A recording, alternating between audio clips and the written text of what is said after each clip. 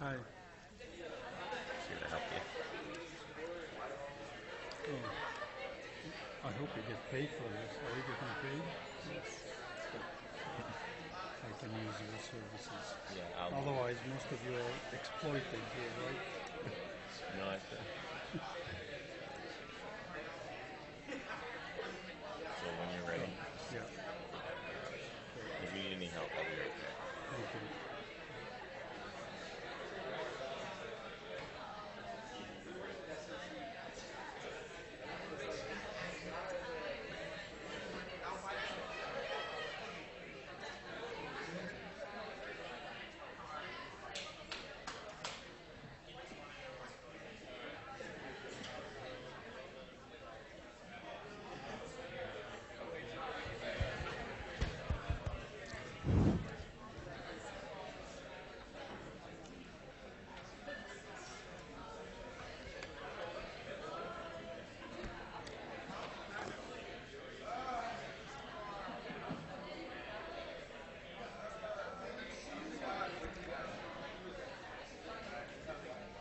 Okay, I'm going to start. Good morning, everybody. I have there's going to be two talks today. I will start with the physiology of acid-base balance, and then after a very brief intermission, we'll talk about abnormalities of acid-base balance. Now, one of the important tasks of the kidney is to control acid-base balance, a process that has been, since the discovery, in quotes, of hydrogen ions about 100 years ago, has attracted the attention of both physiologists and chemists and biochemists. And we are celebrating this year, the past year, 2014, the centennial of the development of the idea, completely stupid idea of the pH, which is now in the age where all of us have, handheld calculators now, no longer really relevant, but at the same time we're stuck with it because of the old history of 100 years. Anyway, so the task of the kidney is to regulate the hydrogen ion concentration of the body fluids. Now, the regulation of acid is probably the most important thing that any organism has. In large part, oh, sorry, it didn't turn on? No, it was okay. I'll do it. It's okay. You see, there is a very nice trick, which nobody seems to be except me knows, which is that, some people like to put jokes on their slides. But you have to really make sure that the timing in which the slide appears is critical. So you have to know how to shut down the computer. And it's very easy. Those of you you are giving talks now and will be giving talks. B for blank. Okay, if you push B, everything will go off. And then you push any other key, things will work out. So I pushed blank. There was no joke here, but still, it's good to learn these things. Okay, so I just pushed anything. So you know that organisms developed. You might think the most important function of any cell is respiration, but respiration is ridiculously recent, in terms of, it's only like 1 billion years old in terms of life. Before that, there was a lot of life before oxygen developed, because after all, it's living cells that produced oxygen. So acid-base balance was absolutely necessary from the beginning, because you always had to, metabolism always produces acid. So for instance, it's the only sign of life we have. Some of you have done cell culture when you were in college or worked in a lab, and you know that if you put the medium for cell culture is always pink because it's an acid sensor. It's a pH dye, pH-sensitive dye. Turns yellow when it is acid. So when the cell is living, it's yellow. The minute you poison the cell, it doesn't produce acid. So acid production is really primary sign of life. So what you say? We're into big organisms. It turns out that it's the same thing. So let us just talk a little bit about the chemistry of hydrogen ion concentration. And I made my slides on this new Microsoft Office PowerPoint on Apple, so I just hope that the formatting is going to not be completely messed up. Anyway, the hydrogen ion concentration of the body fluids is very low. It's 40 nanomoles per liter, which means 40 times 10 to the minus 9 moles per liter. Compare that to sodium, which we have been talking about the past couple of days. That is 140 millimoles. So that's 140 times 10 to the minus 3. So it's like 1 million times lower. Despite that, it's as important, if not more so, than sodium concentrations. Unfortunately, because of historical things, before the development of being able to calculate things like 10 to the minus 9 moles, people for more than 1,000 years had developed this method called logarithms. And logarithms is just, as I will just show you a little bit. I know most of you have had it maybe in high school, although you probably didn't use it. So we always think of it as the pH, which is minus the logarithm of the hydrogen ion concentration. So let's say 1 nanomole, the pH of 1 nanomole is 9, because it's 10 to the minus 9. So that's, hopefully it will become fairly easy to think about. And therefore the pH of the normal pH is 7.4, which is the pH of body fluids. So that's a useful number to remember. So every metabolic reaction, is involved in either production of acid or consumption of acid. And the reason is fairly simple, because all reactions happen in water. There may be 1 or 2 reactions that are solid state in the body, but most reactions happen in the water, and water is present at 50 moles, 54 moles per liter. It's the most concentrated material we have in our body. And therefore, since water is composed of hydrogen and hydroxyl, it insinuates itself simply by force of mass action into every reaction. And that's the reason that we have all of these things. But we can think of acids as, as 2 kinds: fixed acids like hydrochloric acid, butyric acid, lactic acid, or volatile acid like carbonic acid. Why is it volatile? Because, it's easy to convert carbonic acid to CO2 and water, and we as organisms are what's called an open system. In other words, if you produce carbonic acid in one cell, the carbonic acid can travel to the blood, goes to the lung, where it can dissociate, and we can lose the carbonic acid. We lose it as CO2, really. Okay, so let us just take a quick look of why is it that we produce acid. Well, a lot of it deals with electroneutrality. So for instance, if you convert a neutral substance into a negative ion, you have to produce hydrogen ions. Otherwise, we start throwing sparks everywhere. Similarly, if you take a negative ion, an anion, and convert it into a neutral substance, well, this reaction has to produce a hydroxyl, or you can add the hydrogen ion here. So that's the reason. This sounds too abstract, but you look at it in the metabolic reactions you know and love. Glucose is a neutral substance. Metabolism, complete oxidation of glucose, converts it to CO2 and water. Look at it. It's terrific. It's neutral here, neutral here, neutral here. This couldn't have been an accident, I mean, this is what evolution did, is essentially forces chemical reaction to prevent them from making acid, because acid eventually is actually harmful, as we will see.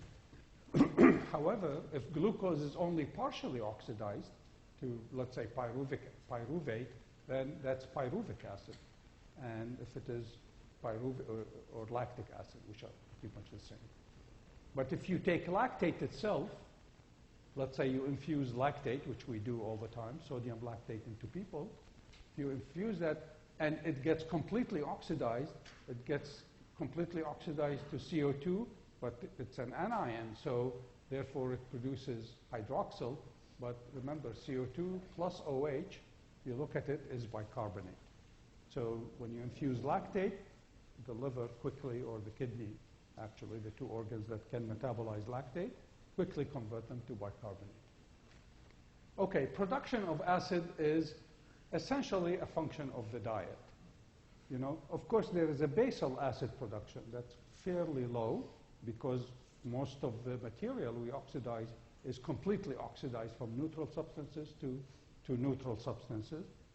But some foods actually produce acid, and the average American diet is a very acid-producing diet. Let me show you a little bit of, well, again, my formatting, but it's okay, we can look at it. So here is the average potential, I don't know why they call it renal, acid or base production. So meat produces 9.5 milliequivalents per 100 grams of edible portion. You know, 100 grams is not a lot. That's 3 ounces. You know, so that's 10 tablespoons. So you produce almost 10 milliequivalents of acid. Fish, pretty much the same. Milk, a little bit. Cheese, well, it's concentrated protein, really. It produces 8 milliequivalents. There's some cheeses have produced a lot. Even bread produces an acid because bread contains a lot of protein, you know. Similarly, flour, pasta, noodles, etc., they all produce acid. Fats and oils, those of you who like to drink olive oil for breakfast, let us say, can be happy. It's all right. It doesn't produce acid or base. Fruits and fruit juices produce bicarbonate minus an acid, you know. And vegetables also do, although each of them in different material. And as we will discover by the end of these 2 talks, this is one of the important reasons why the whole medical community is telling all of us to actually eat more fruits and vegetables, and primarily because of this, although many people don't know why they're doing it, but that's really the reason. Okay, let me show you some of the foods that you might be interested in. Let's say beer, not much. It's just water and alcohol, you know? So neither acid nor base. Coke, a little bit of acid because actually you drink H2PO4, it's phosphate. Red wine, again, that's why everybody recommends you drink red wine, minus 2.4. White wine, not as much. Potatoes, I'm saying that what would you do in the evening? It's beer, Coca-Cola, wine, and potato chips. So it's pretty good, you know. I recommend you continue to do that. Spinach. Look at how much spinach is. Everybody says spinach is so good for you. This is incredible. This is one reason. Raisins is also, of course, that's where red wine gets a lot of it. But look at Parmigiano cheese, you know. 34 millimoles of acid per 100 grams, you know, which is, it's too bad. Not to mention the salt. Parmesan cheese is 10% by weight, sodium chloride. Okay, let us go back to thinking about what happens in the body. So we eat all of this stuff that you saw. It produces hydrogen ions. So what happens to the hydrogen ions? So let us say if our body fluids was like distilled water and you add 10 milliequivalents of acid to 1 liter, the pH will drop from 7.4 to 2, which is, I mean, dropping to 6.8 is not compatible with life. But you just add it to distilled water, the pH will go down to incredibly low levels because it will be 10 milliequivalent per liter. That's 10 to the minus 2 hydrogen ions, so the pH will be 2. But if you add it to plasma, you notice nothing happens to it. So that process, you probably have heard of it, but this is the formal definition of the word buffering, which means you add acid to a solution, but the hydrogen ion concentration doesn't change. And the reason is that when you add it, there are a lot of compounds that can buffer the hydrogen ion. Buffering means they can react with it. So for instance, there is ammonia, NH3. When you add the acid to it, it becomes ammonium ion. There is HPO4 2 minus. When you add acid to it, it gets to be H2PO4 1 minus. There's bicarbonate. You add acid to it, it gets to be H2CO3. There's lactate, gets to be lactic acid, and so on. So we need a buffer. A buffer is most powerful when you add a huge amount of acid and it doesn't actually change. It really controls the pH. So that's what we need in our body. And evolution discovered a very important buffer, which is carbonic acid. The pK is around 6.1. You might say that that's, completely irrelevant to us because we want something at pH 7.4. Well, I mean, whatever it tried to find, they couldn't find anything significant. So we are stuck with carbonic acid. So the reaction of buffering is simple. Hydrogen ion binds to an anion. It becomes a weak acid. And then you can measure the reaction. And this is the formal way, which you remember from your chemistry. But the important thing is that the body is full of many buffers, some of them at high concentration, some of them at low concentration. But there is a principle called isohydric principle, which means that they all participate in the regulation of hydrogen ions. And once you measure the hydrogen ions, everything else is fixed in that ratio of the weak acid to the anion. So, well, we talked about logarithms. You don't need to know that. So the buffering reaction of the system, which is the most important system, and it is most important not because it's very high concentration. It is fairly high concentration. Bicarbonate is present in the body at around 25 to 30 milliequivalent. That's 10 to the minus 3, 25 times 10 to the minus 3 equivalents. That's a fairly large concentration. But the most important thing is that it's a substance that can be made, that can be regenerated by the body. It's made from simple materials like CO2, like hydroxyl ions, which are abundant because of water. But the problem with the CO2 and bicarbonate is that there are many reactions that are involved. Every one of them is linked to the previous one. So you see there are at least 4 reactions. There's bicarbonate plus hydrogen, you get carbonic acid. CO2 plus water, you get carbonic acid. CO2 plus hydroxyl, you get bicarbonate. Of course, water is part of this reaction. There's even, you can go from bicarbonate can be an acid. It produces hydrogen ions plus carbonate. That is not too relevant to what we do, except in bone. But, okay, so we can combine all of these reactions, and we get this celebrated equation called the Henderson-Hasselbalch equation. 2 very great chemists from the 1920s. What happened to the alpha? This is should be an alpha. Sorry about that. I just changed it into Greek. But okay, so the reaction is like this: pH plus pK equals bicarbonate divided by alpha peak CO2, which is a solubility coefficient for CO2, which is really carbonic acid in a way. This is the amount of carbonic acid. So the bicarbonate concentration is about 25 milliequivalents. Have you had the lung already or not? Yeah. So the partial pressure of CO2 is 40. So alpha is 0.03, so that's like 1.2. So 25 divided by 1.2 is about whatever, 12 or,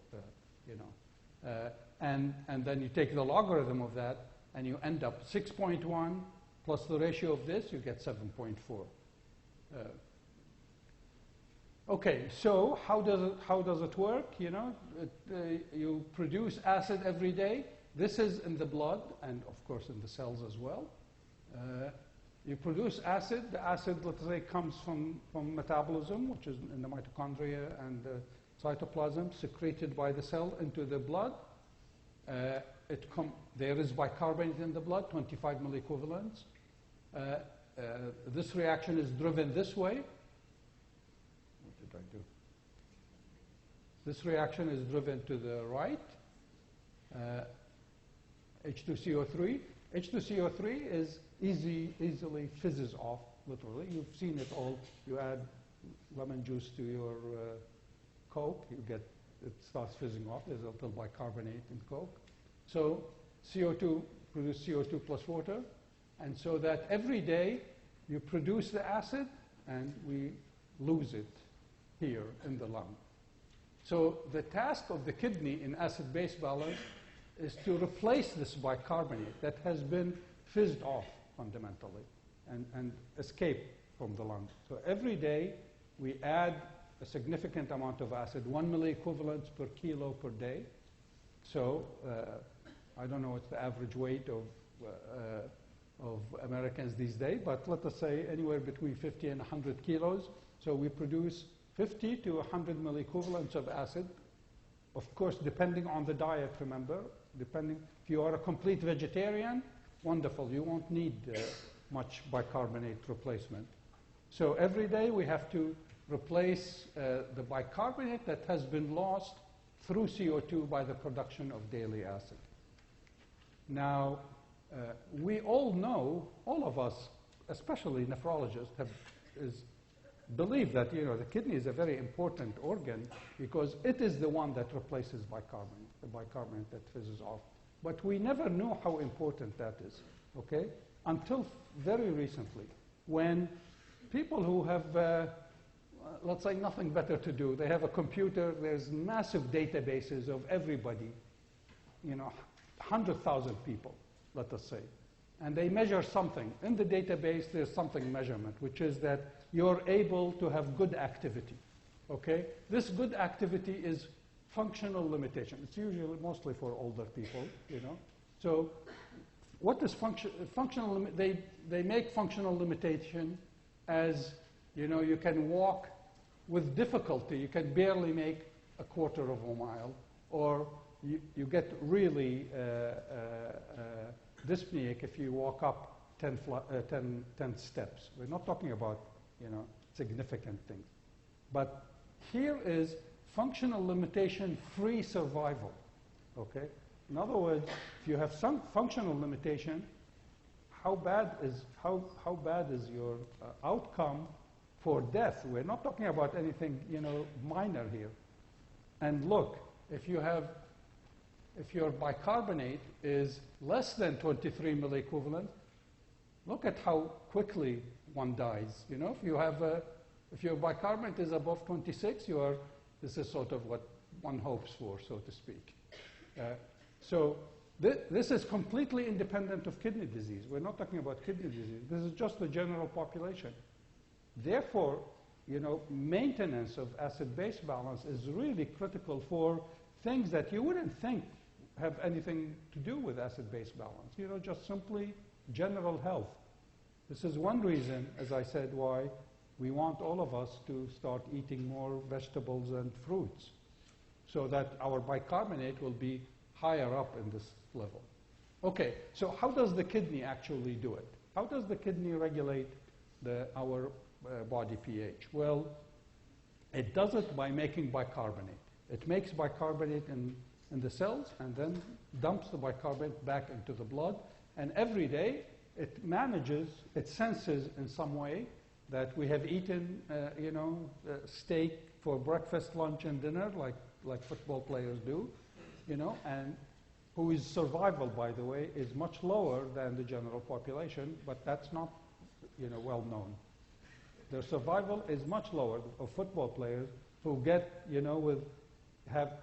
and all of these people who eat these protein shakes, stop doing it. I know you like to go to the gym all the time, but don't do it. Okay, so it makes bicarbonate. The problem is that the kidney is badly designed, as you have already discovered, okay? It's a terrible, if a good engineer was asked to design a kidney, they wouldn't do it like this. We filter 180 liters every day and excrete 1 liter of urine.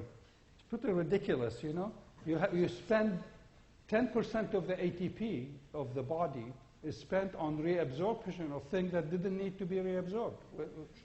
Who told it to reabsorb it? Insects are very happy without filtration. You know, they can suck 40 times their weight in blood and pee out within 1 hour the whole thing. You know, so there's no physiological reason why we need filtration. It just happened. Okay, somebody did a bad design and we're stuck with it.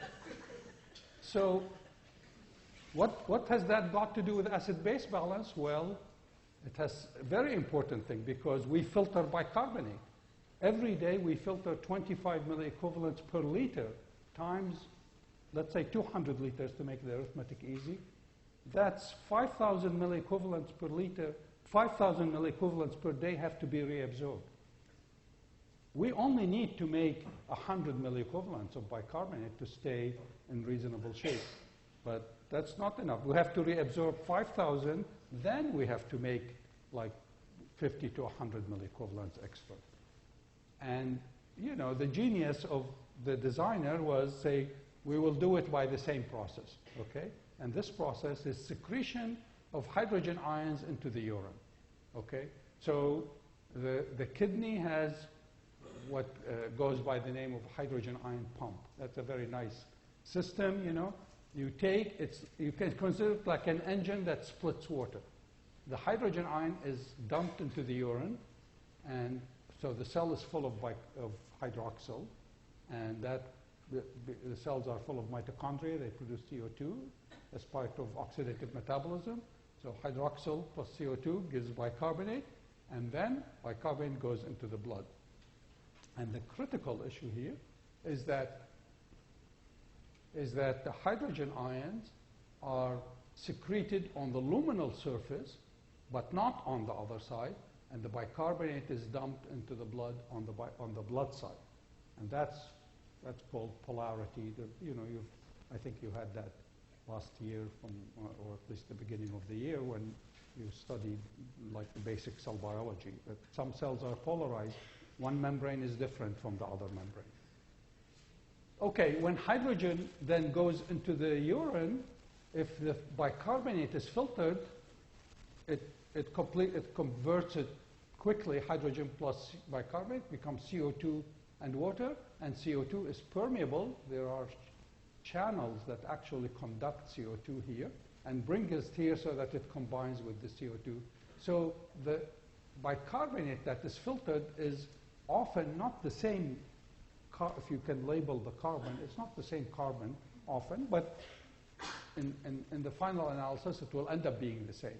When all the bicarbonate that is filtered has been absorbed, then hydrogen ion secretion continues, and any hydrogen ion that is secreted in the absence of filtered bicarbonate, we will have a new bicarbonate added to the body fluids, and that's how we regulate our acid-base balance. We reabsorb bicarbonate that's filtered, then we make new bicarbonate and add it to the body fluids. Okay, where does this happen? It happens in two places, in the proximal convoluted tubule and in the collecting duct only. It doesn't happen here. It doesn't happen in the distal tubule, not in the loop of Henle. Okay, in the proximal tubule, it happens, let's talk about like the gory details. There is a transporter called sodium hydrogen exchanger, familiarly known as NHE3 and HE exchanger. It's a gene family. This is the third one. And then there is a proton translocating ATPase that's present in the luminal membrane. And then you need an enzyme called carbonic anhydrase, which facilitates this reaction to make it very fast. This enzyme is also present in the red blood cells, because the red blood cells carry CO2 from the periphery, or bicarbonate from the periphery to the lung.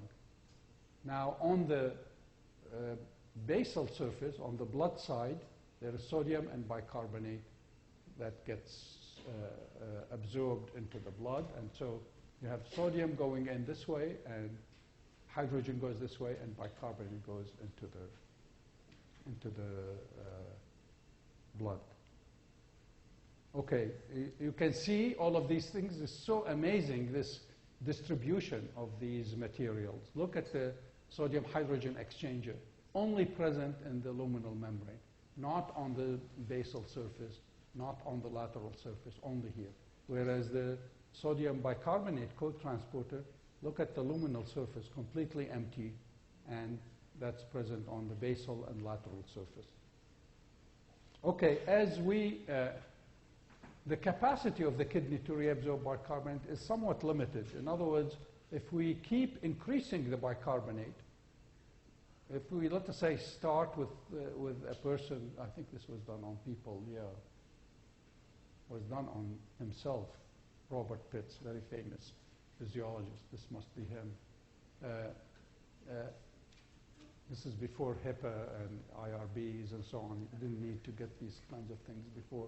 So you drink a lot of acid every day until your bicarbonate is down to 13, and then you keep infusing bicarbonate and measure how much bicarbonate has been filtered and how much bicarbonate is in the plasma. And you find that as you increase the plasma bicarbonate, you can absorb everything and nothing comes out in the urine.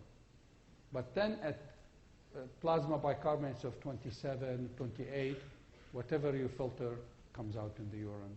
I mean, you absorb a lot, but you start saturating the capacity of the kidney to reabsorb bicarbonate. How is it regulated? Well, this is very familiar to all of you by now. Regulation of everything in the proximal tubule depends on the filtration fraction, on the role of angiotensin II, on the oncotic pressure in peritubular capillary. It increases if you have high angiotensin level, you can increase the oncotic pressure, and the difference between hydrostatic and oncotic pressure will be significant, and you are able to reabsorb a lot of bicarbonate. There is also a direct effect of angiotensin II on the sodium hydrogen exchanger. It activates it by, activating some enzyme that will phosphorylate the sodium hydrogen exchanger and make it go much faster. Okay, in the collecting duct has two kinds of cells. I think John must have told you about these. Some are called principal cells, which you can see here. They have a flagella. And then there are other cells that are in between the principal cells. The principal cells are the majority, maybe 60, 70% of the cells. And then there are intercalated cells, which are here.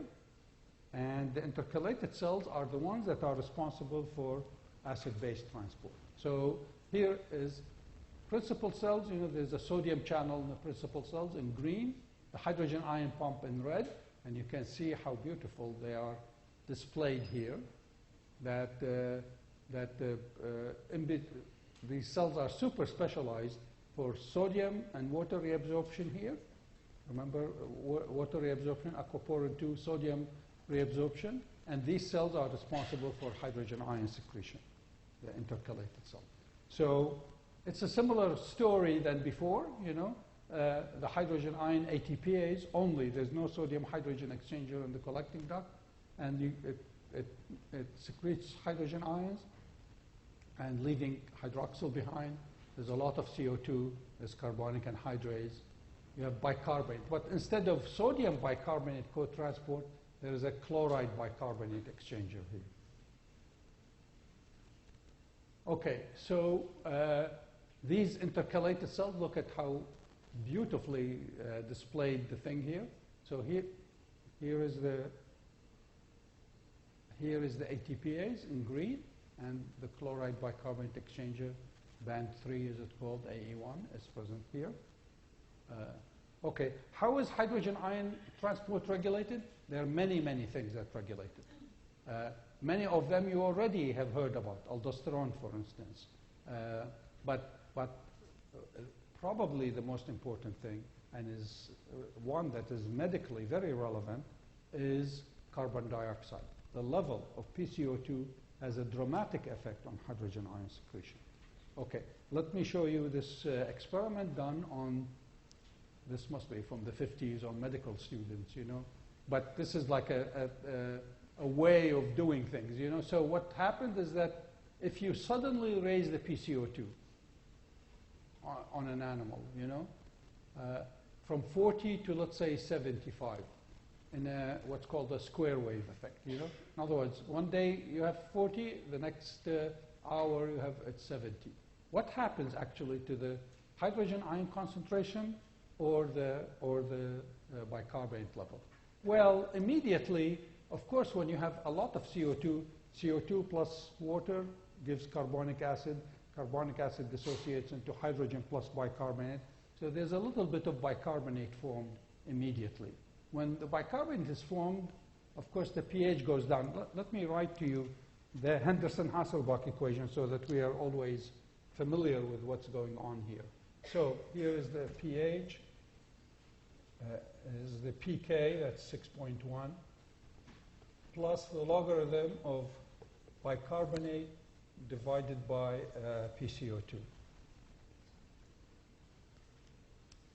So the minute you have increased the PCO2, when you increase the PCO2, the pH will go down. The hydrogen ion concentration will go down. But the bicarbonate will also go up, so it will dampen the level of this. But the most amazing thing is that if you wait for several days while the PCO2 is high, you will find that every day the bicarbonate will be higher. And then eventually it will go up to something like 30, 33, 34. So where did this bicarbonate come from? The answer, you're in the renal section. The default answer is the kidney, of course. It's the kidney that made the new bicarbonate. So how did it do it? So many years ago, maybe before you were born, there was a wonderful medical student here called Chris Cannon. He worked in my lab and he discovered how it worked. So it turned out that the kidney, he's now at the Brigham, a cardiologist, unfortunately not a nephrologist, but he's become famous. So there is the hydrogen ATPase is located underneath the luminal membrane, and it's present in vesicles. And when you increase the CO2 in the blood, the CO2 diffuses into the cell, reduces the pH, of course, of the cell, and that opens calcium channels. There are calcium, pH-sensitive calcium channels. The calcium goes up, and these vesicles, like hormone vesicles, they fuse with the membrane. But instead of dumping something into the urine, they just simply insert into the membrane a lot of ATPases, and the rate of transport will go up. So this is the mechanism by which CO2 increases hydrogen ion secretion and produces more bicarbonate. And as you know already from the previous section on the lung, that when people have chronic obstructive lung disease, their plasma bicarbonate is always elevated because it actually helps to make the pH not too low. It's always lower with high PCO2. The pH will be lower, but it would be, it's dampened by the increase, by the, let's call it the renal response to respiratory acidosis to increase PCO2. Okay, another thing is aldosterone. It's a very important regulator of aldosterone. But before I talk about aldosterone, look at the slide. The hydrogen ion pump is like an engine that secretes an ion into the urine, a positive charge into the urine.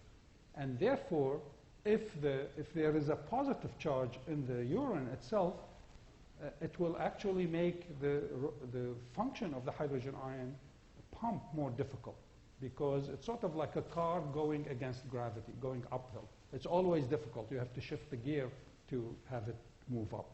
And if the lumen is negative, it will make it faster.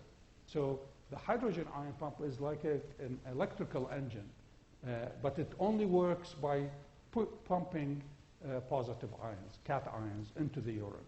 So acid,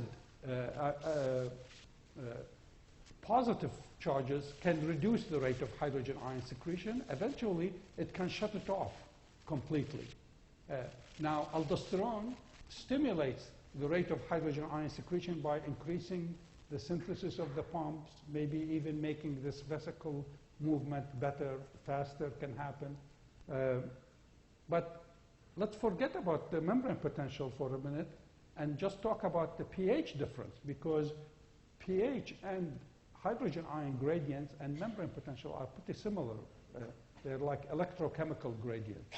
So when you pump hydrogen ions into the urine, if the urine is, look at what happened to my, all of, it's supposed to be equidistant, you know, okay. So if the pH in the urine is 6.4, the hydrogen ion pump will have difficulty pumping, actually, you know, because it's pumping uphill, essentially.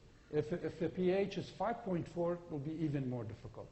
When the pH is 4.4, the pump says, I can't do anymore. This is it. This is my capacity. It's sort of like us, you know, when we go uphill.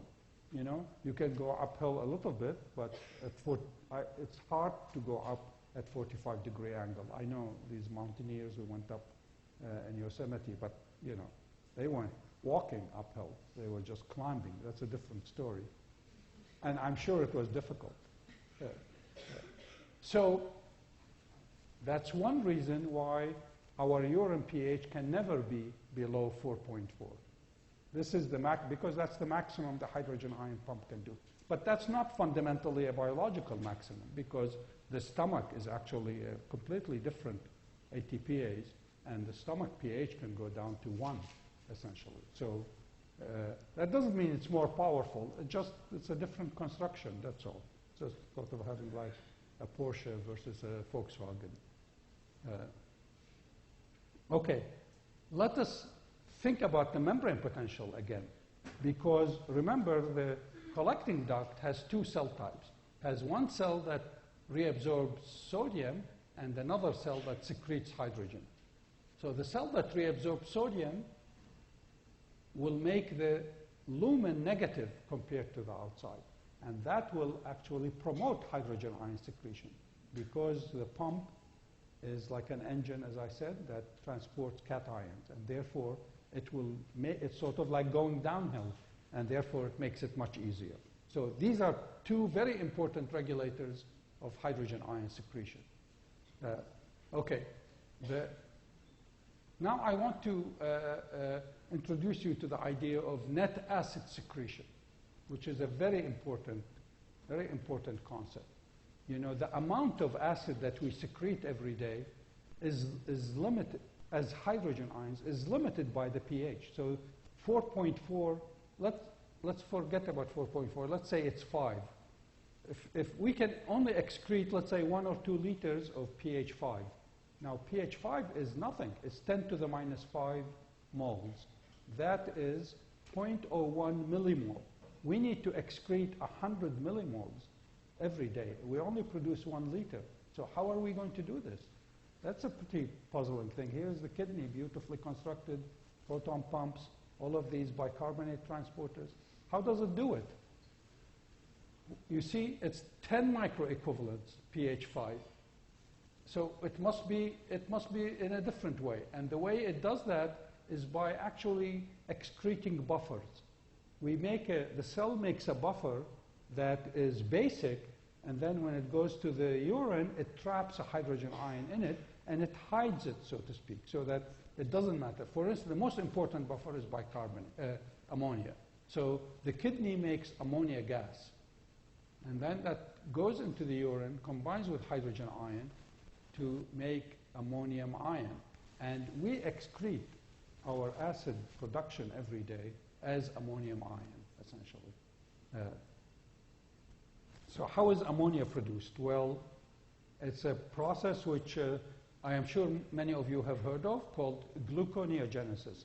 Gluconeogenesis is a process, metabolic reaction that starts with the amino acid glutamine.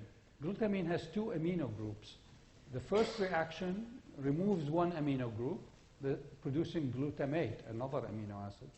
That also has an amido group, let us say. So the 2 ammonias are removed, and then eventually it makes glucose. So the kidney can make glucose, actually. That's what gluconeogenesis means. You make glucose anew. But from glutamine only. So it's the only cell in the body that can metabolize glutamine to make glucose. the liver can make gluconeogenesis, but it can't do it from glutamine. It can do it from alanine. Okay, so ammonia is produced every day, and then now here is a really interesting experiment done a long time ago. So they measured everybody's ammonia production, and normal people, and it was about 40. So these guys were on regular diet. They produced 40 to 50 milliequivalents of ammonia every day. That's net acid excretion, their acid excretion. So they gave them 1 liter of 0.1 normal hydrochloric acid to drink. Okay, so 0.1 normal is pretty drinkable. You know, the stomach has, 0.1 normal HCl. So it's sort of like drinking your stomach contents.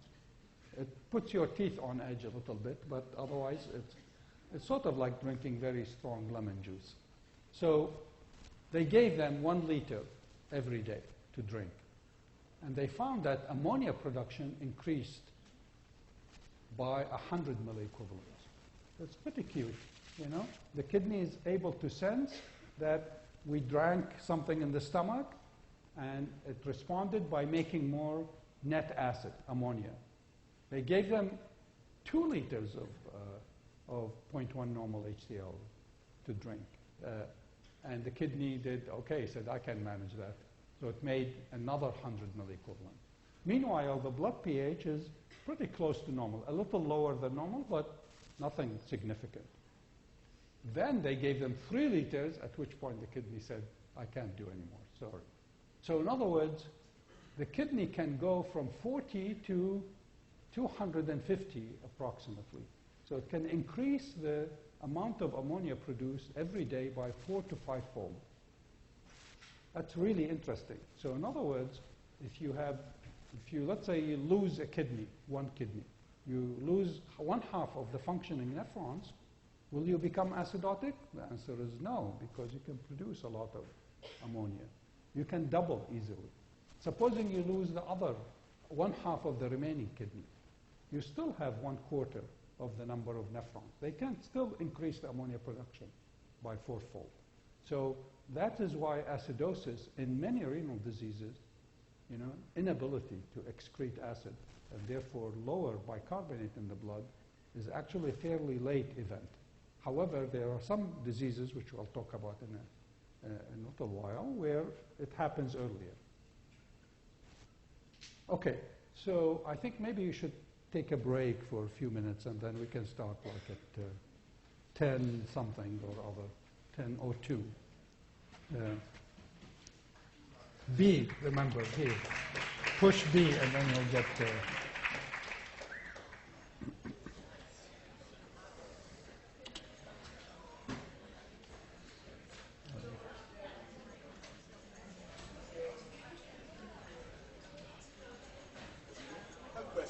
Sure. Make sure you don't have too much meat. Well, you reabsorb it all, right? And then should you make more by pumping more H in the lumen? What actually happens? So you can find me because you don't have any more bicarbonate. In the lumen, yeah, okay. So you keep pumping hydrogen ion. So then the cell makes the bicarbonate, right? But how does it make if there's no CO2 left in the substrate? No, why wouldn't CO2 is always there? The blood is full of CO2, and then the mitochondria, the cell are full of mitochondria, right? So mitochondria metabolize glucose, amino acids, everything to make CO2, right? So there's always a source of CO2. Okay. Right? And so the CO2 combines with hydrogen ions? With hydroxyl. Okay. With hydroxyl, CO2 plus OH gives, right? Look at it here.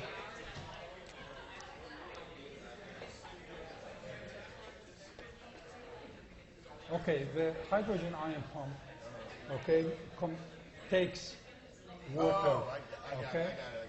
and you get OH plus H, okay? So the H is dumped into the urine, okay? And then look at these things. If you rearrange this, it's HCO, but now 2 plus 1 is 3. That's bicarbonate. It makes sense. Sorry, thank you. It not only makes sense, it's actually correct. Yeah. Most things that make sense are wrong, actually. So, but regardless. So I have a question about this slide. You were saying if Yeah. PCO2 increases, your pH decreases, Yeah, which is what that's what Right. we learned in home. But this slide seems to be showing that your pH increases. no, no, no. It's this pH is going down this way. This is 7.4, It looks like it started here. No, you started Oh, you here. start here, Yeah, and then yeah. you shoot up, and then Right, you start right. off because of the Yeah, yeah. bicarb production by the kids. Right, Okay. right. No, no. This is 40, okay? Right. That's 7.4, Right. okay? Yeah, I get it now. I didn't see this. Sure. The other question I have is, you were showing a slide about the different foods and the amount of acid Yeah, they yeah. produce, and that is part of the recommendation for why we recommend to eat fruits and vegetables. The question is, if your kidneys are functioning and you're producing these buffers, Yeah. why does it matter? Why does it matter? Because it's in the steady state, you regulate, you know, you would think it wouldn't matter because the kidney should know what it's doing. But all the kidney can do is respond to what. So if you constantly drink, let's say HCl every day, your bicarbonate, instead of being 25, it could be 24. You see what I mean? And it turns out that, You may not just compensate enough. no, how would it know? I mean, the kidney is sort of, how would it know don't what you they are have eating? sensors? But what's the sensor? That's the thing. I don't know. What is It's hard, you know, it must be the blood pH in some way, right? But it's a complicated thing, and we actually don't know what the sensor is to really come down to it. But the kidney sort of has a range of response, you know, and remember that the kidney is sort of dominated by this thing of having to reabsorb the food. That's the reason nitrogen concentrations and to correct what you eat. You know, I mean, when you learn those slides,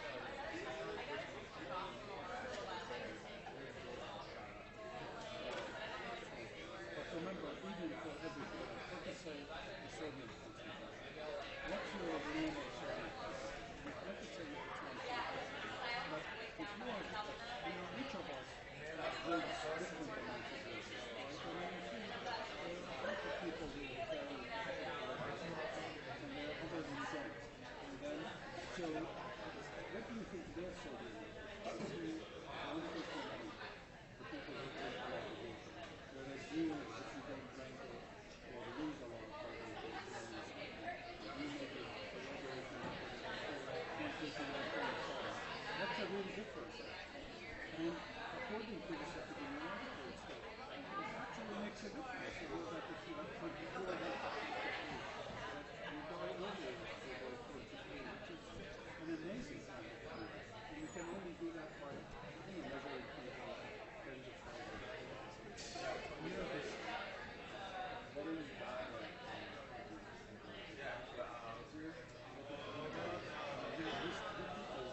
they just simply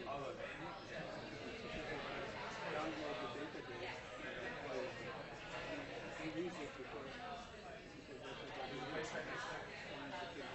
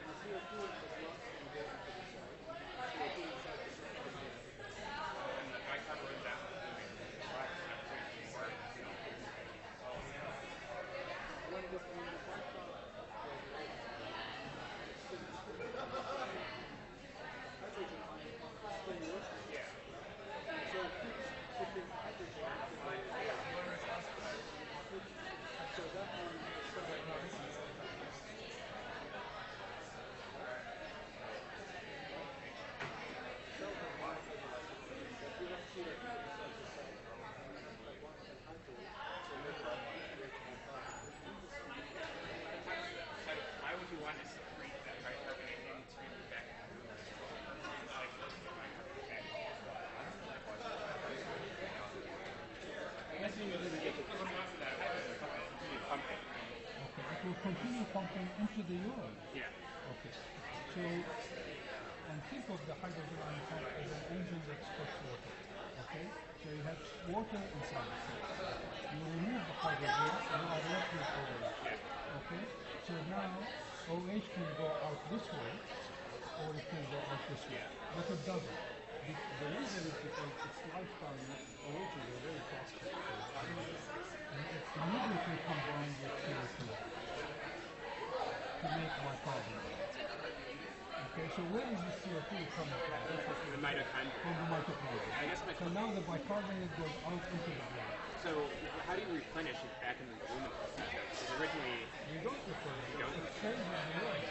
But we want to get rid of it. It combines with ammonia.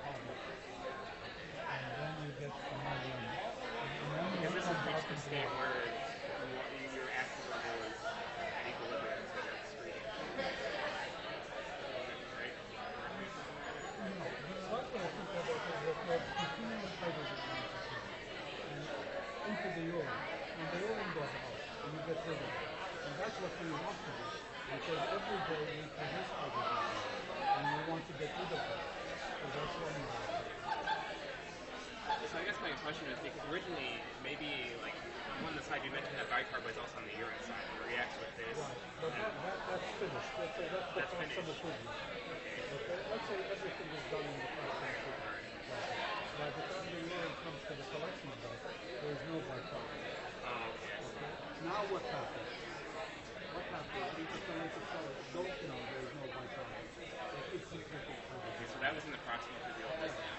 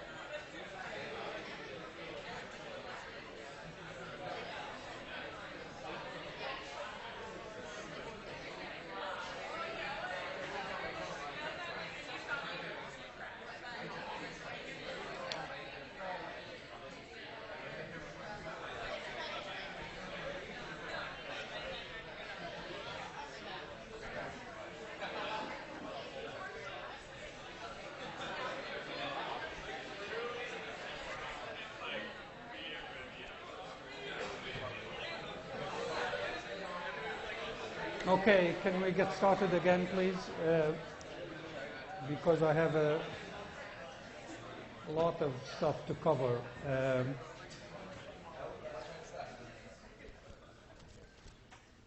Okay, now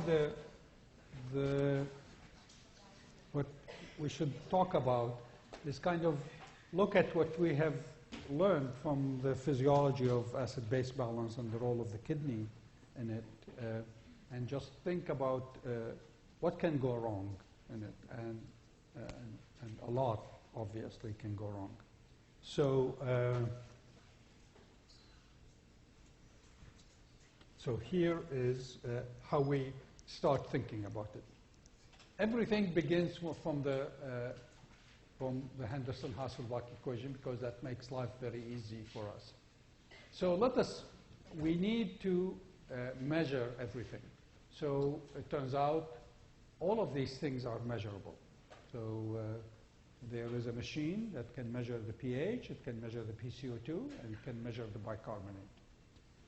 In actual fact, we only need to measure two, because this is chemistry, luckily not biology, so everything is fixed, you know. If you measure two of the parameters, either the hydrogen bicarbonate or the pH, you can derive the PCO2. You can measure the pH or the PCO2, you can derive the bicarbonate. And so we can do that easily. And it's done on a daily basis in the wards, in the emergency room. You can measure it in the arterial blood, which is what many people like. But I think you should really, for acid-base abnormalities, we don't need the arterial blood. You know, why stick people's arteries? You can do venous easily. You know, it's a little different from arterial, but you know, if you're interested in the oxygen tension, of course you need to do the arterial blood. But we're only interested in pH. We could do venous acid-base thing. And let us make a completely categorical statement here. Divide everything in this universe into two things, acidosis and alkalosis. And let us say anything for pH below 7.4 we call acidosis. And anything above 7.4 we call alkalosis. Of course, 7.4 is always plus or minus 0.2, 0.3 pH units, but for argument's sake, let's just do it like this. Many people use different names, acidemia, alkalemia. It's complete nonsense, just stick with these two things. There's just no difference, despite what they say. And believe me, I know what I'm talking about here. Okay. Acid-base abnormalities, we need to think, like clinicians. There is always a primary cause. For instance, in acidosis, if you drink HCl, that sounds like a primary cause. The acid, if you drink HCl, the acid is absorbed into the blood. Of course, you get more hydrogen ions, and eventually you get, because of this, it will push the reaction this way, and you lose the CO2 in the lung. And if you look at the Henderson-Hasselbalch, you get low bicarbonate, the pH will go down. Now what happens? Acid-base metabolism and regulation depends on many things. I've been concentrating on the kidney and on metabolism, okay? But I had forgotten or did not mention the role of the lung and the role of the brain. Two very important systems that regulate acid-base balance. And the way they regulate that is the following. Acidosis stimulates respiration.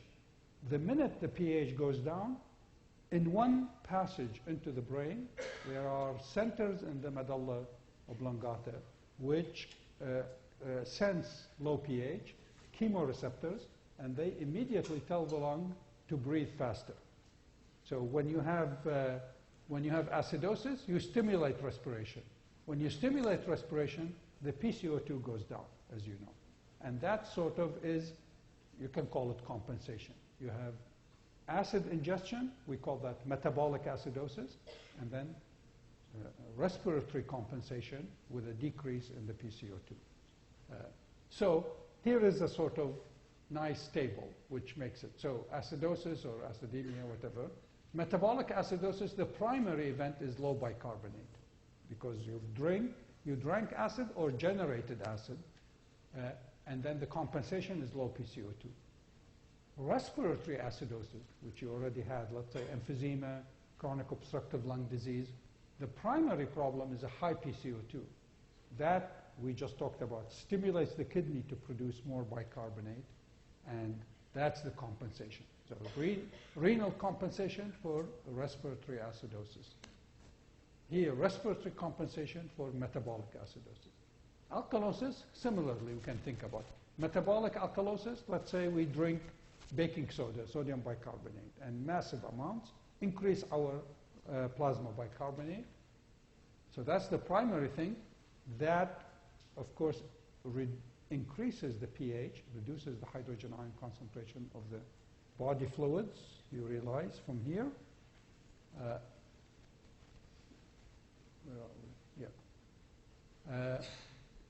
And that tends to inhibit respiration.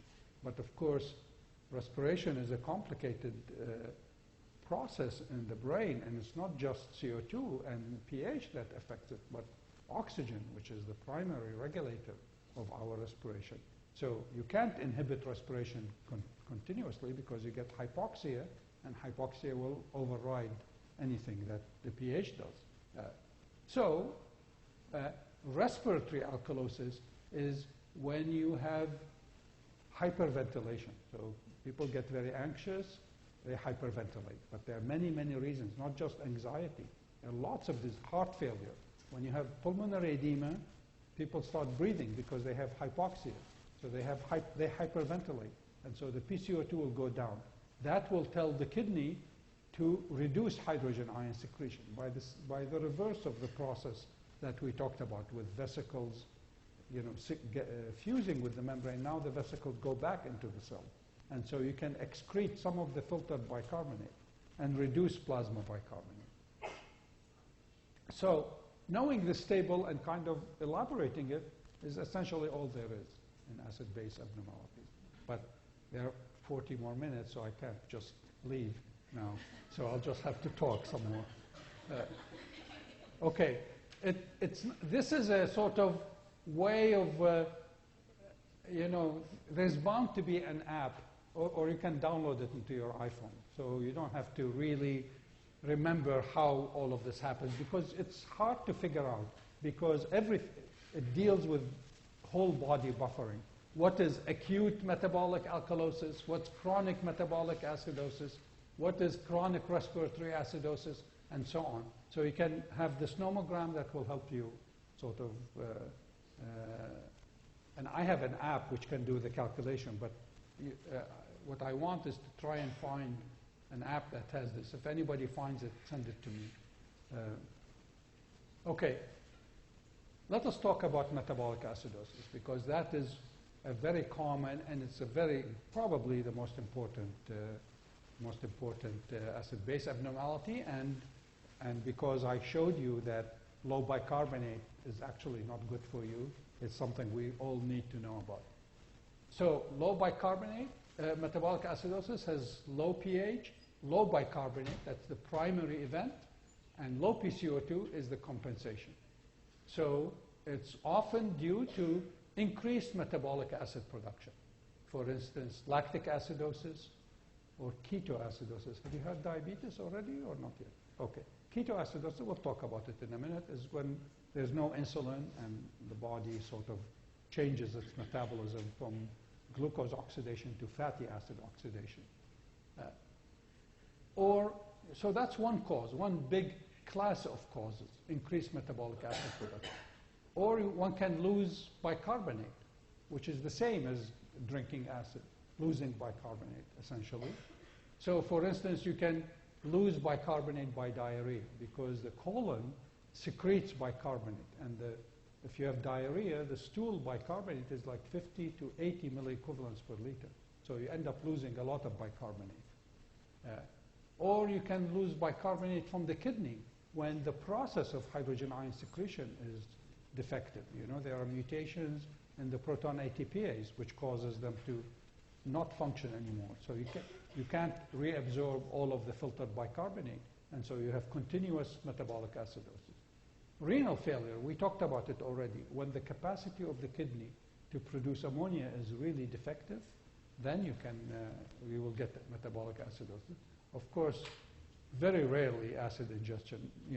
We don't really drink acid anymore. We drink acid in the form of lemon juice and orange juice, which has citric acid, but citric acid is metabolizable. It gets converted to CO2 and water immediately, so there's no acid really left over when you have citric acid. It's neutral, gets converted to CO2 and water, both neutral, so no net acid addition. Okay, so in metabolic acidosis, either the net acid excretion is less than the amount generated by the diet, or the amount of acid produced exceeds the capacity of the kidney to excrete ammonia, excrete it, literally. I mean, that's just what we've been talking about, the steady state. Intake and output, essentially. And remember, net acid excretion is mostly ammonia, but there are other things. There are things called titratable acid. Titratable acid is just phosphate, mostly. So phosphate is present in the blood, and 1 milliequivalent per liter. And then it is filtered easily, and then we excrete a lot of it, but phosphate is present in the blood as HPO4 2 minus. And when we excrete it, it is H2PO4 1 minus. And so there is a hydrogen ion there. And so we have ammonia and titratable acid. But if we have to subtract from it any bicarbonate in the urine, mostly when the pH is below 6, there is very little bicarbonate.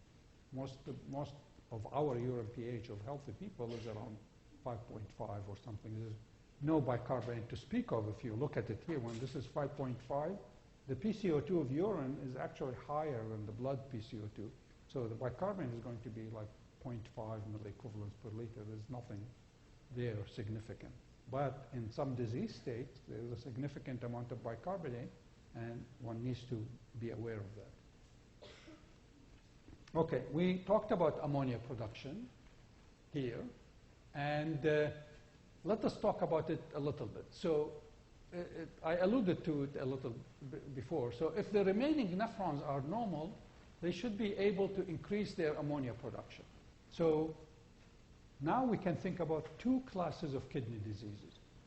If glomerular diseases, where the primary problem in the glomerulus, if the disease progresses, the glomerulus will get sclerosed already. Have we had that already? No, or maybe not yet. Anyway, I'm telling you. So as we have glomerulonephritis, half of kidney diseases are glomerular diseases. The other half, we call them tubulointerstitial diseases. So glomerular diseases, you know, when the glomerulus is sick, the tubule is fairly normal. So the cells that produce ammonia, that transport hydrogen ion, absorb bicarbonate are fairly normal. It's just the filtration rate in that nephron is affected. And eventually, the disease will kill the glomerulus. And so the nephron will drop out of circulation. It will be irrelevant. It's sort of like removing, you know, half a kidney. But the remaining nephrons are normal. So when acid is produced in the body, they should be able to respond by increasing ammonia production. And so in these conditions, acidosis is fairly late in the course of renal disease. You know? So in glomerular diseases, people don't get acidotic until the creatinine is about 4 or something. That means 1/4 of the remaining nephrons are functioning now. However, there are diseases called tubulointerstitial diseases, where there is inflammation in the interstitium and there is atrophy and inflammation of the tubules. That's when the ammonia production is reduced because the cells are sick or have atrophied. Even though the nephron is still functioning, is still filtering, it's just not functioning normally. The tubules are not functioning normally, and therefore such patients will develop acidosis very early in the course of renal disease.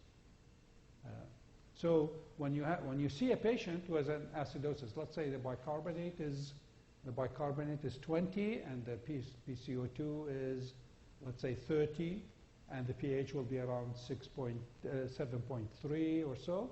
This patient has metabolic acidosis, and you say, what's the creatinine? And they say creatinine is 2.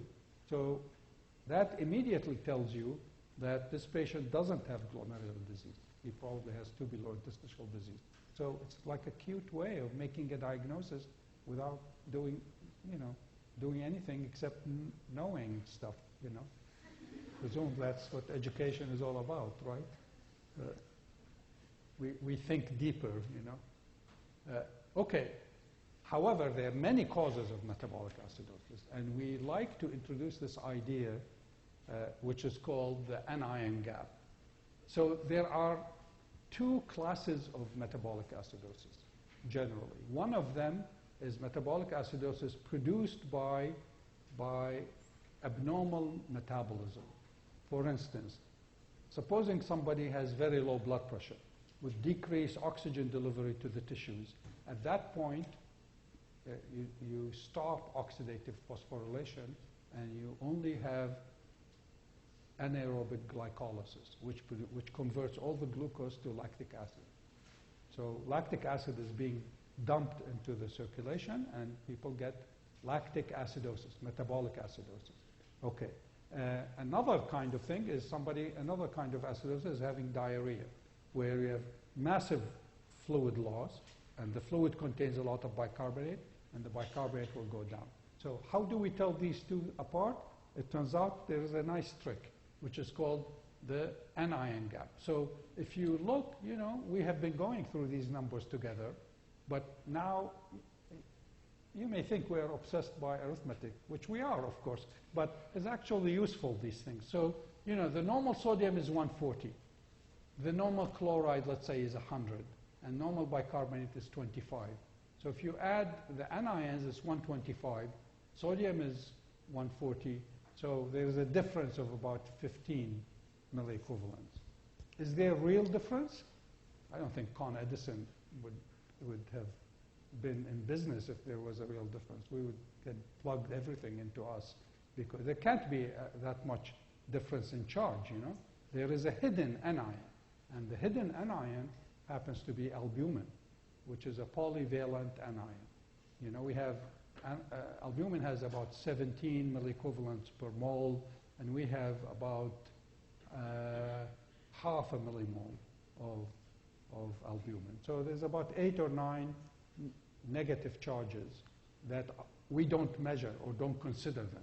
So instead of calling it anion gap, we should call it unmeasured anion. It's much better. But, you know, the tradition has been, it's called anion gap, and now our hospital, when they send in the thing, they actually sometimes calculate the anion gap for you as if you can't do the arithmetic in your head.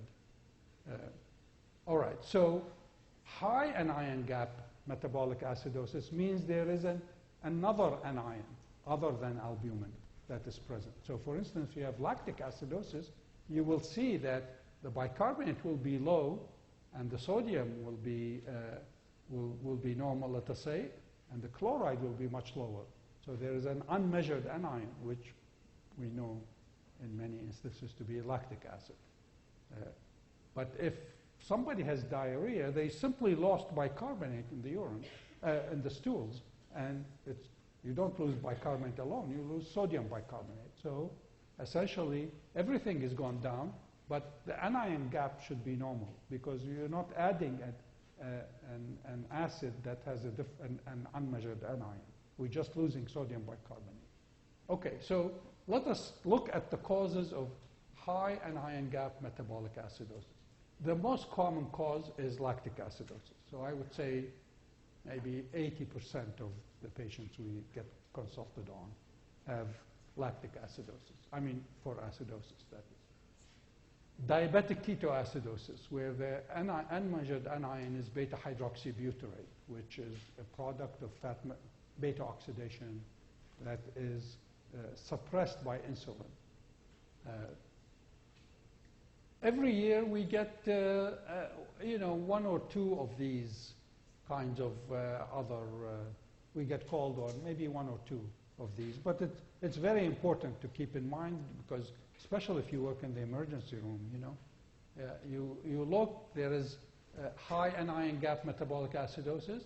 So many people who are alcoholic, let's say they can't find alcohol, they drink antifreeze, which smells a little bit like alcohol, and it is really incredibly toxic material.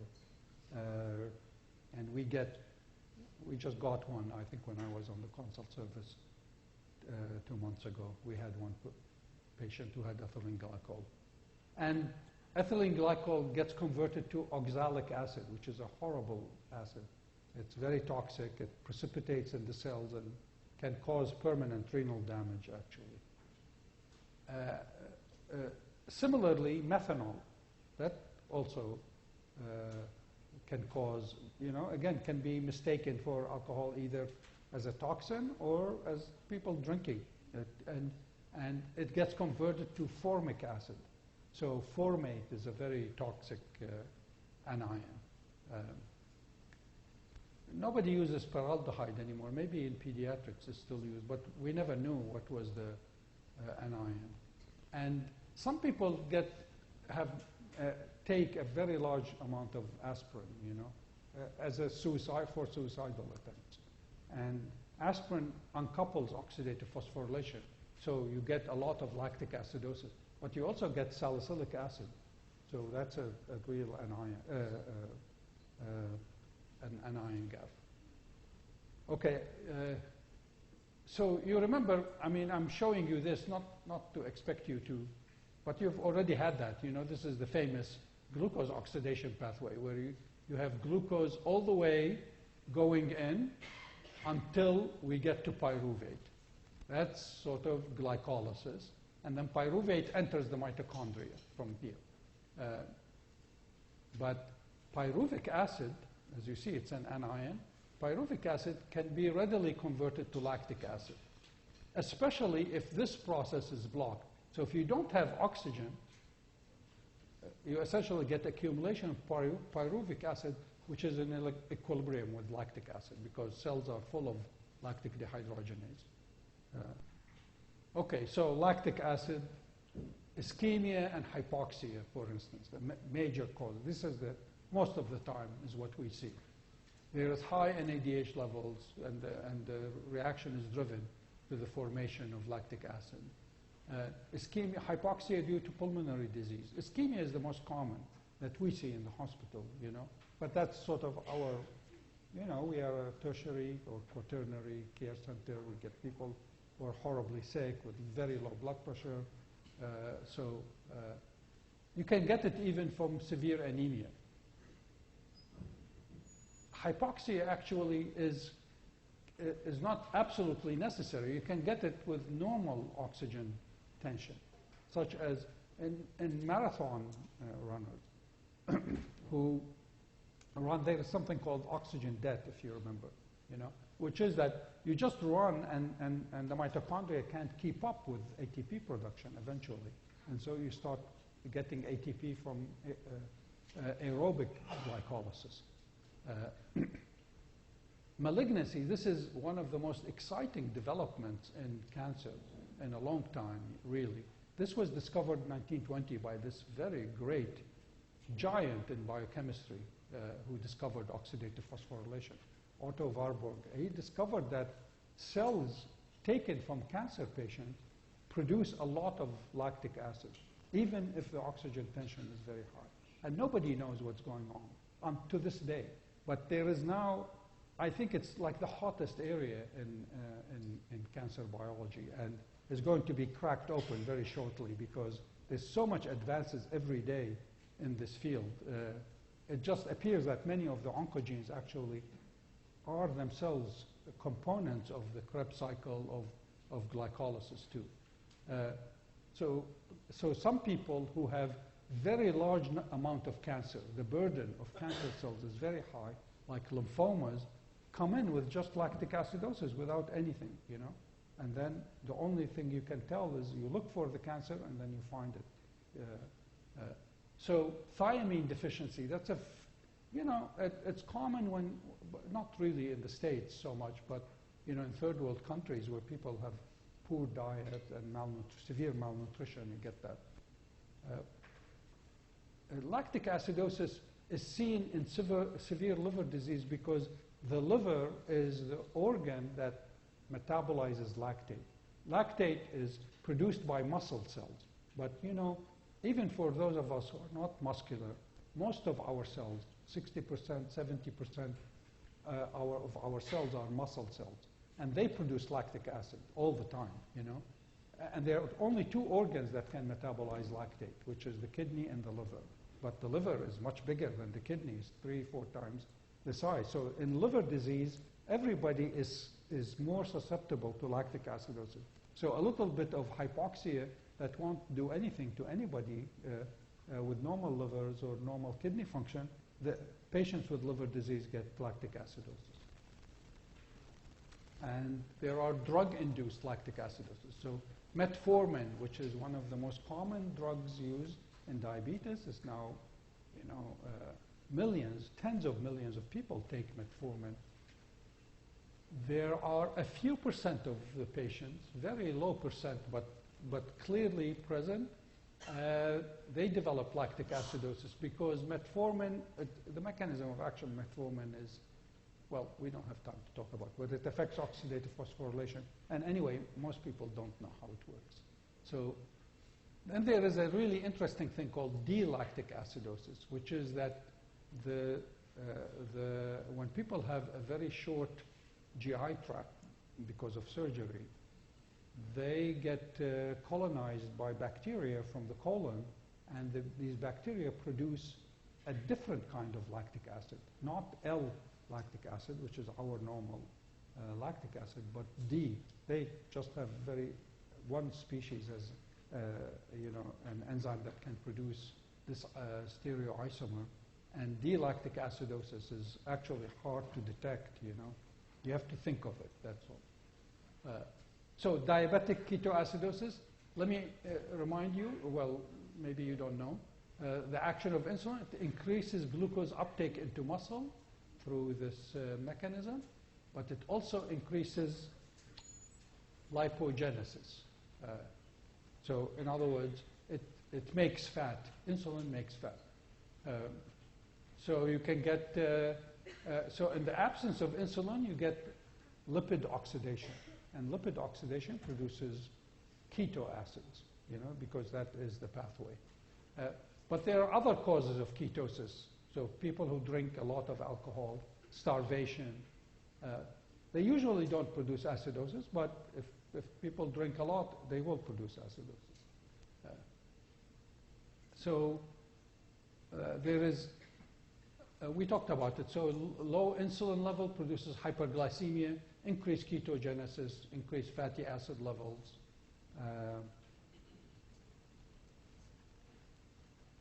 Osmotic diuresis, a very important part of hyperglycemia from low insulin levels. And so people get volume depleted. They have metabolic acidosis and high anion gap. This is a very classic picture, and it is fairly common, and you better learn about it, because I think you'll be seeing it all the time, starting next year in the emergency room, in the clinic, in the hospital especially. Okay, what about normal anion gap metabolic acidosis? So also called hyperchloremic metabolic acidosis. So here you have loss of bicarbonate not from the kidney, such as diarrhea. There are surgical procedures because of cancer of the bladder and so on, where the bladder is removed, and so they attach the ureter to either the ileum. They make a fake bladder by taking a piece of the ileum, or they, in the old days, and the patients who had this operation are still alive, they used to attach the ureter to the sigmoid colon.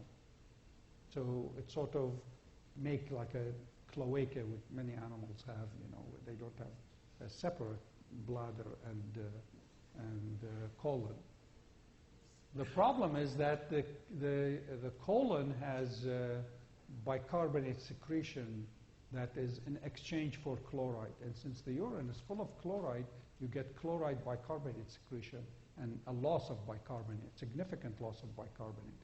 And many such people have chronic metabolic acidosis. And this is one reason why good urologists have, stopped doing this procedure, and now are taking a bit of ileum and making it as a bladder that separately empties to the outside. There's also renal bicarbonate wasting, which is called renal tubular acidosis. But let's talk about diarrhea. So diarrhea, by definition, is salt and water malabsorption. That's the definition of diarrhea. Usually it is isoosmotic with plasma. We already talked about it. But the bicarbonate concentration in diarrhea can be as high as 70 milliequivalents per liter. The higher the rate of the diarrhea, the higher the bicarbonate concentration. So bicarbonate secretion in the colon occurs by this chloride bicarbonate exchanger. There are chloride channels that are important. So if you, for instance, cholera opens this chloride channel and causes secretion of sodium chloride in the small intestine, and by the time the fluid reaches the colon, you get a lot of chloride bicarbonate exchange, and therefore cholera is associated with very severe acidosis. But of course, they produce liters of diarrhea fluid.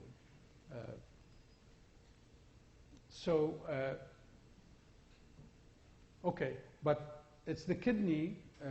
The kidney produces, can be a cause of metabolic acidosis. We already talked about renal failure, chronic kidney disease producing it. But this is a completely different mechanism. This is called renal bicarbonate wasting or renal tubular acidosis. And there are different kinds. There are kinds where the disease, the mutation is present in the proximal tubule.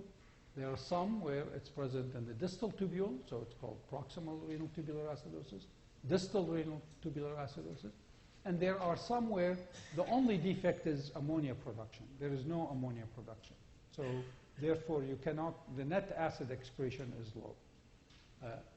So let us talk about how can one tell these things apart. So let us look at the urine pH in normal people. the urine pH, as I said, can be as low as 4.5 and not much lower. So normal people, if the plasma bicarbonate is very acid, they will have maximally acid urine. As the bicarbonate reaches the normal level, the capacity for bicarbonate reabsorption is saturated, really, as I showed you before. So, you know,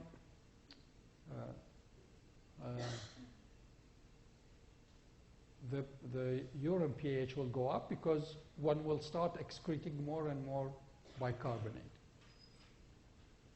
Now, if patients have a defect in bicarbonate reabsorption, they will start excreting bicarbonate very early in the course of this graph, of making this graph. So instead of excreting bicarbonate when the plasma bicarbonate is 26 or 27, they start excreting bicarbonate in 20. So, and of course the proximal tubule, where most of the bicarbonate reabsorption happens, we absorb 5,000 milliequivalents of bicarbonate, so even a 1% defect could be a very, very big result. That means 50 milliequivalents of bicarbonate are lost every day. If you have a 2% defect, that's 100 milliequivalent. So even mutations that have a slight effect on the function can produce very severe acidosis. Now, if you can't produce enough ammonia, you know, the urine just becomes acid all the way until the normal. You know, the net acid excretion is all right, but bicarbonate reabsorption is fairly normal. Now, distal renal tubular acidosis, which is one of the most common ones, there it's the capacity of the collecting duct to secrete hydrogen ions is defective, and therefore the urine pH can never be brought down to its minimum level, which is 4.5 in perfectly healthy people, let's say 5.5 in the average patient.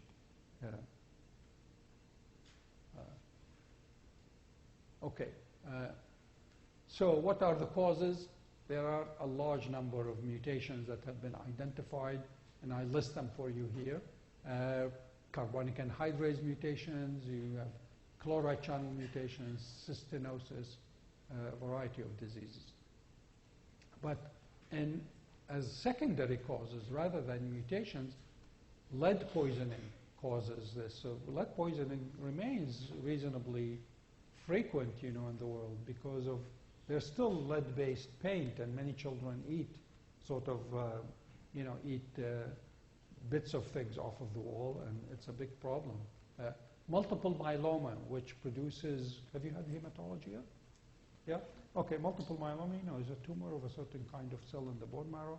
It produces B cells, produces monoclonal antibodies, and the kappa chain or the lambda chain can be filtered, and they are reabsorbed by the proximal tubule and essentially affect this function of everything in the cell. So that is one cause of proximal renal tubular acidosis. People have, we've noticed that some patients with rejection of renal transplants, they get RTA, and hyperparathyroidism causes that because the parathyroid hormone actually inhibits bicarbonate reabsorption in the proximal tubule, and then some autoimmune diseases. Okay, distal renal tubular acidosis, again, there are a number of mutations in a variety of the proteins we talked about. Proton ATPase, the chloride bicarbonate exchanger, carbonic anhydrase. You can have hypoaldosteronism if you have a mutation in the aldosterone receptor. And also, if the sodium channel is affected, remember I mentioned that the sodium channel makes the lumen very negative, which favors hydrogen ion secretion. So if the sodium channel is not functioning, the lumen is no longer negative, and it suppresses hydrogen ion secretion. Again, some toxins, this is still used. It's very important antibiotic. It's really an antifungal agent that punches holes in the membrane of fungi, but it's filtered and therefore concentrated by the time the urine comes to the collecting duct, and it punches hole in the membrane of the collecting duct, and therefore prevents hydrogen ion secretion from staying in the urine. So a lot of it gets reabsorbed back. And then a variety of other things, nephrocalcinosis from many conditions that like hyperparathyroidism, where you have a lot of calcium dumped into the kidney and precipitating in the kidney. Sickle cell disease is very important because it affects the medulla.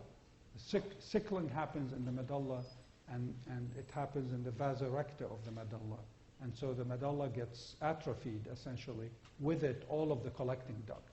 Obstruction of the urine affects the collecting duct a lot, so we get distal RTA from that. And again, some autoimmune diseases. And type 4 renal tubular acidosis is probably the most common, and it's the one where we have the least ammonia produced. It seems like it's a direct effect on ammonia production in the nephron. And it can be seen in interstitial renal disease, that's the most common cause, especially diabetes, diabetic renal disease.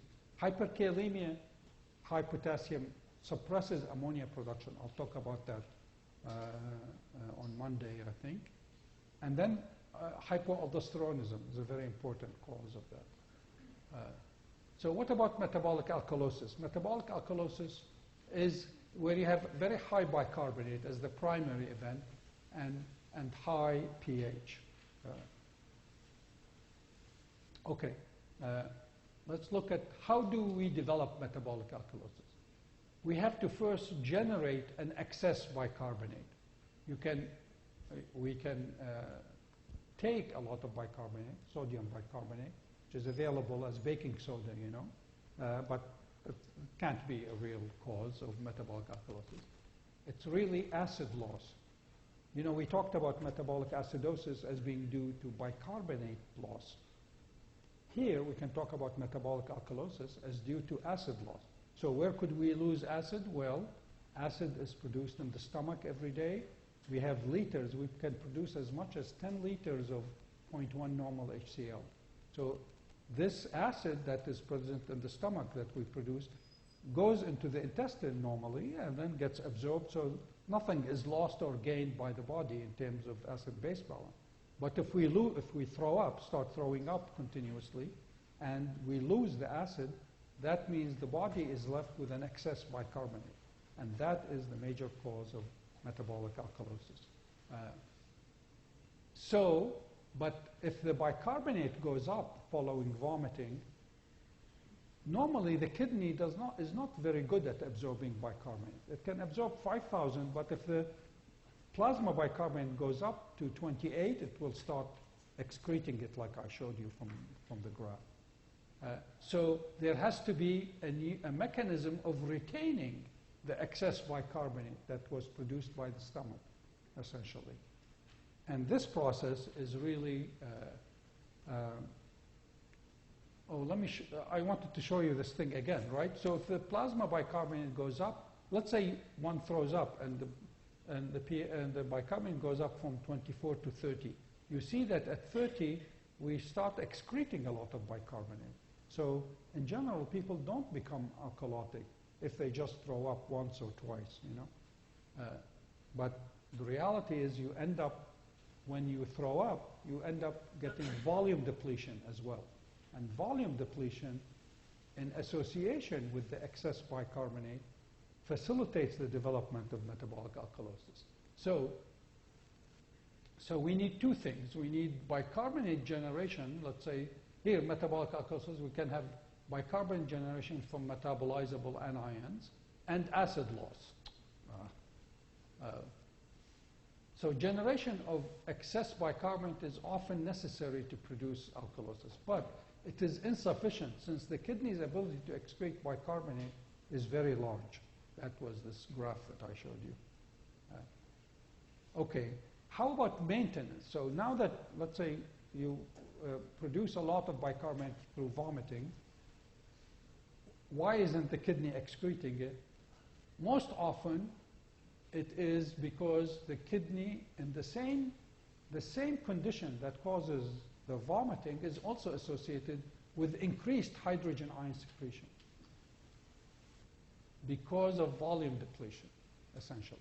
So, you know, when one is throwing up, it's hard to conceive that one will then start eating like a normal diet of sodium, which contains sodium, and so you won't have volume depletion. Most people who throw up for a long time actually don't eat anything because they're just throwing up. And so people get volume depletion. And when you have volume depletion, you have decreased filtration rate. You have volume depletion increases proximal reabsorption of everything, as we have talked about over the past week. Everything in the proximal tubule is increased by absorption of everything is increased by volume depletion.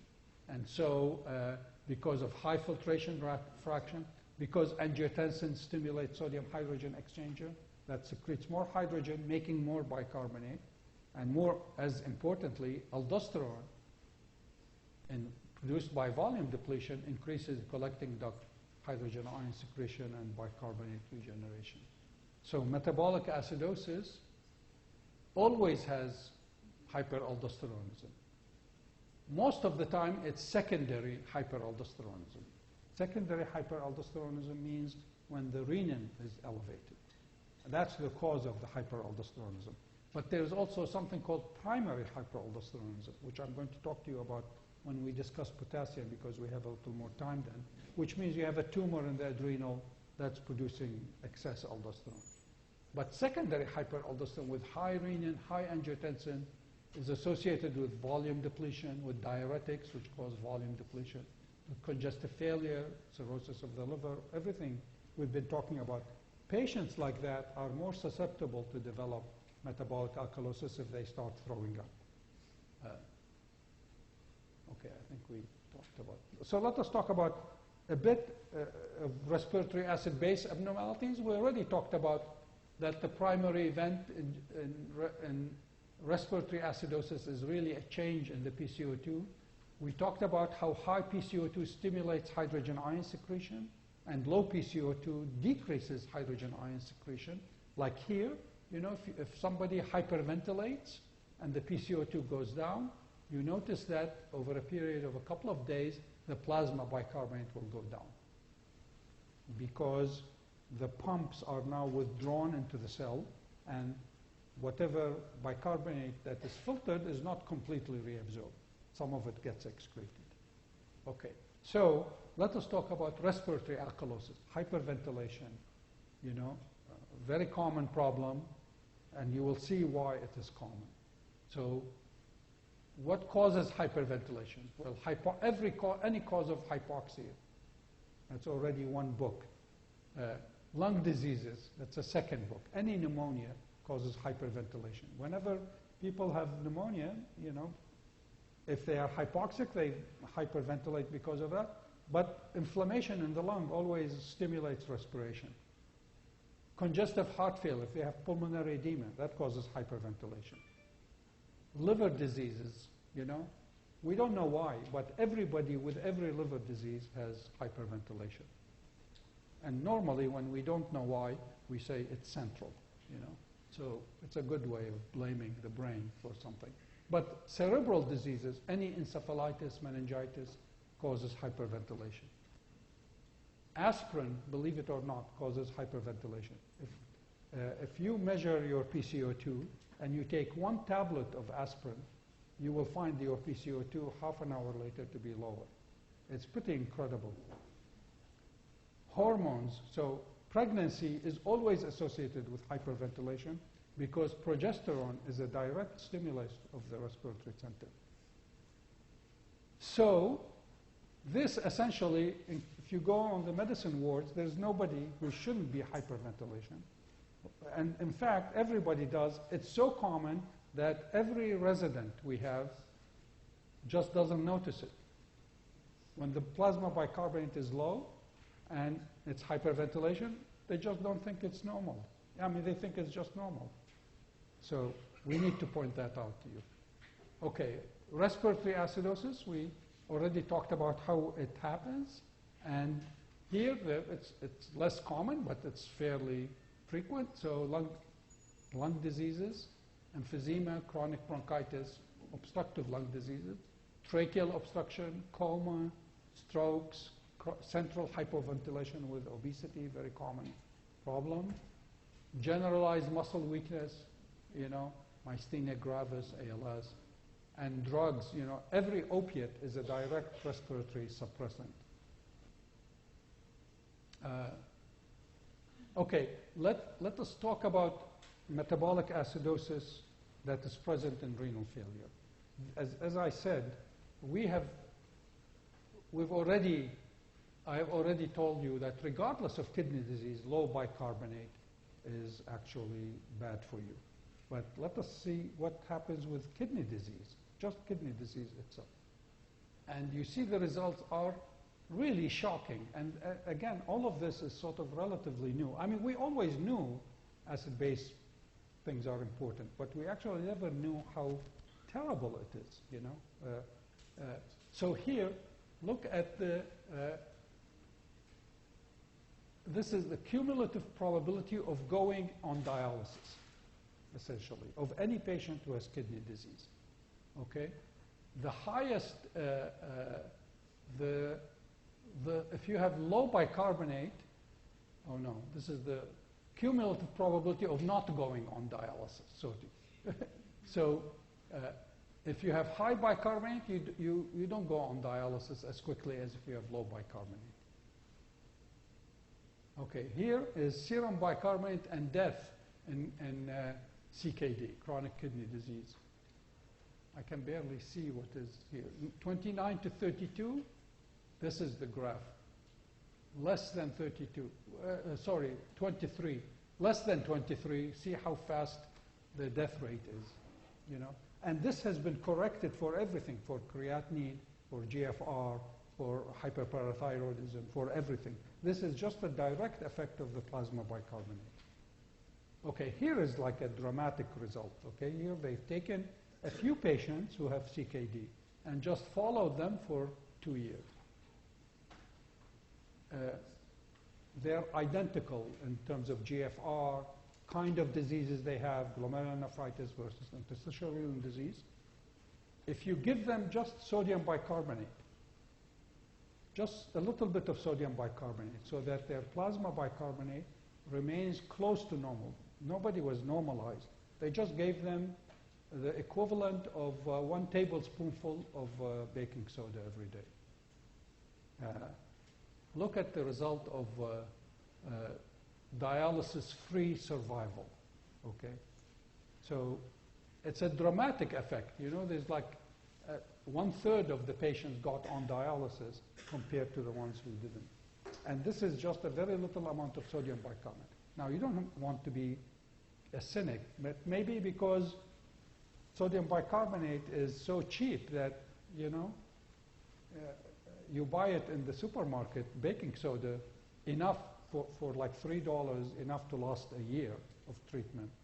Nobody is interested in testing these things. Luckily, some people got into it, and then now everybody in our renal clinic, we have a CKD clinic, there is nobody who is not on sodium bicarbonate. It's really the best thing there is that we have for the treatment of chronic renal failure of anything is to correct the sodium bicarbonate. That's why I made an emphasis of showing you the food that actually produces sodium bicarbonate. So I want everybody to start drinking red wine and not beer, and not, you know, no Coke, that produces a little acid. Red wine, raisins, spinach. Remember, no Parmigiano, once every month, you know. Okay, so I think I should stop. Well, it should be enough. That should be enough.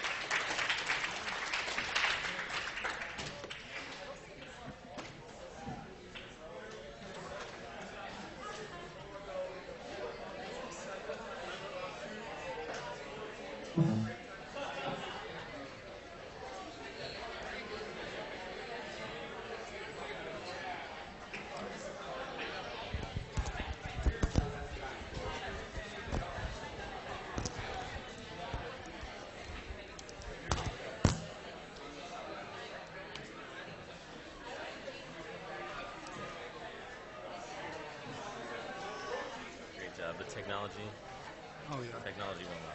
What do? We just turn it off, or? Yeah, turn this off.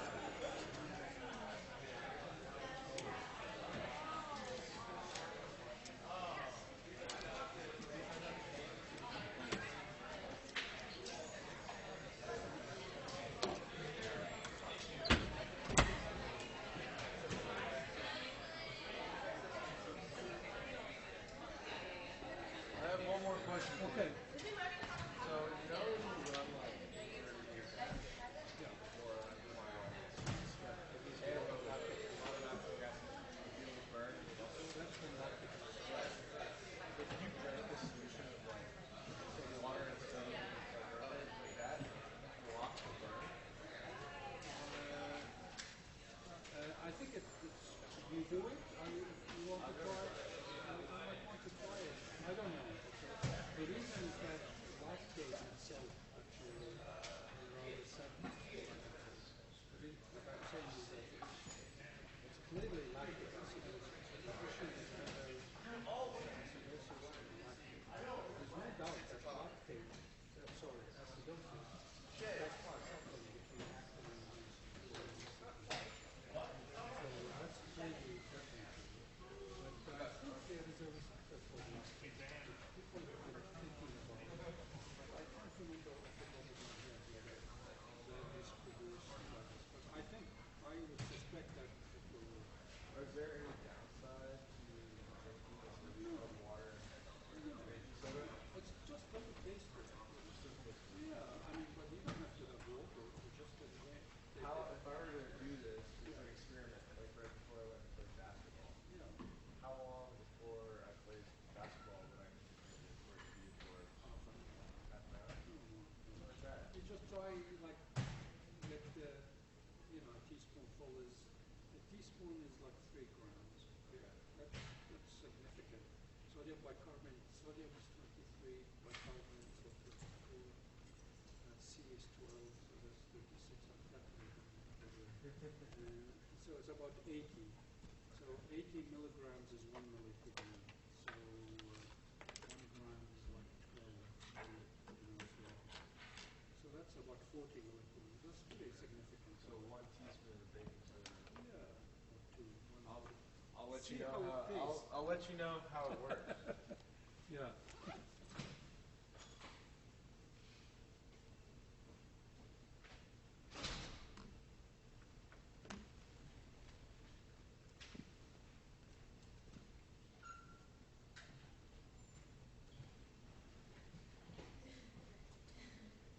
Hey. I think that might be our sound guy. Oh, really? Terry? Or no. Yeah, Terry. Sound guy last time? Um, Like, did we cost them $300 last I've been in here forever. I think we did have a sound, because that guy I was talking to yesterday, Richard, he was Yeah. so nice. He was Aw. not fired. Oh my gosh, I Yeah, can't believe. so fucked So up. did they give you like an old number or something? No, because he's an external vendor now. Oh, he's so like, he- yeah, I used to work for Columbia. Oh but god, then I got thought it was fired." like they accidentally gave you the number of someone that they had fired. See, but this is already open. Check 1 2 1 2.